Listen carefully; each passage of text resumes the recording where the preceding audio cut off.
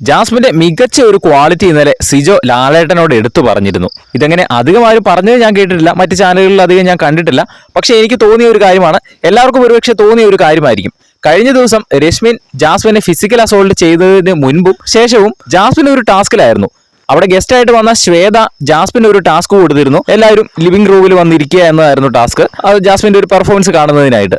അപ്പോൾ എല്ലാവരെയും ജാസ്മിൻ ക്ഷണിക്കുന്നുണ്ട്. അതിന്റെ ഭാഗമായിട്ടാണ് രശ്മിന്റെയും അൻസിബയുടെ അടുത്ത് പോയത്. ആ ഒരു സമയത്താണ് ഫിസിക്കൽ അസോൾട്ട് നടക്കുന്നത്. അത് കഴിഞ്ഞിട്ടും കണ്ണുനീര് ഒഴുക്കിക്കൊണ്ട് ജാസ്മിൻ അവിടെ നിന്ന് വീണ്ടും ടാസ്കിന്റെ ഭാഗമായിട്ട് അവിടെ എല്ലാവരെയും ലിവിംഗ് റൂമിലേക്ക് ക്ഷണിക്കുകയാണ് ചെയ്തത്. ഒരു ഫിസിക്കൽ അസോൾട്ട് നേരിട്ട ഒരു വ്യക്തി അവിടെ കണ്ണുനീര് ഒഴുക്കിക്കൊണ്ടാണ് ഒരു ടാസ്കിന്റെ ഭാഗമായിട്ട് അവരെ ക്ഷണിച്ചുകൊണ്ടിരിക്കുന്നത്. എന്നിട്ട് പോലും രശ്മിനും അൻസിബയും ജാസ്മിൻ പറഞ്ഞ ആ ഒരു കാര്യത്തിന് വില കൽപ്പിക്കുന്നില്ല. പിന്നീട് ബിഗ് ബോസ് അനൗൺസ് ചെയ്തപ്പോഴാണ് എല്ലാവരും തന്നെ ആ ഒരു ലിവിംഗ് റൂമിൽ വന്നിരുന്നത്. ആ ഒരു കാര്യം ഇന്നലെ സിജോയാണ് ലാലേട്ടന്റെ അടുത്ത് എടുത്തു പറഞ്ഞത്. കണ്ണുനീര് ഒഴുക്കിക്കൊണ്ട് വളരെ ഡെഡിക്കേറ്റഡ് ആയിട്ട് ആ ഒരു ടാസ്കിനോട് 100% നീതി പുലർത്തി തന്നെയാണ് ജാസ്മിൻ ആ ഒരു ഗെയിം കളിച്ചത്. ജാസ്മിൻ എത്രയൊക്കെ ഹെയ്റ്റ് ചെയ്യപ്പെട്ട ഒരു മത്സരാർത്ഥിയാണ് എന്ന് പറഞ്ഞാലും ഒരാളുടെ പോസിറ്റീവ് സൈഡ് കാണുമ്പോൾ നമ്മൾ അതും എടുത്തു പറയേണ്ട ഒരു കാര്യം തന്നെയാണ്.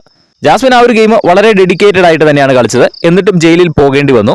എന്തായാലും ഈ ഒരു കാര്യം നിങ്ങൾക്കും ശരിയായിട്ട് തോന്നിയോ? സിജോ പറഞ്ഞതിനോട് നിങ്ങളും യോജിക്കുന്നുണ്ടോ? താഴെ ഒന്ന് കമന്റ് ചെയ്യുക. എന്തായാലും ബിഗ് ബോസിന്റെ കൂടുതൽ അപ്ഡേറ്റുകൾക്കായിട്ട് നമ്മുടെ ചാനൽ ഒന്ന് സബ്സ്ക്രൈബ് ചെയ്ത് ബെല്ലൈക്കൺ എനേബിൾ ചെയ്ത് വെക്കുക.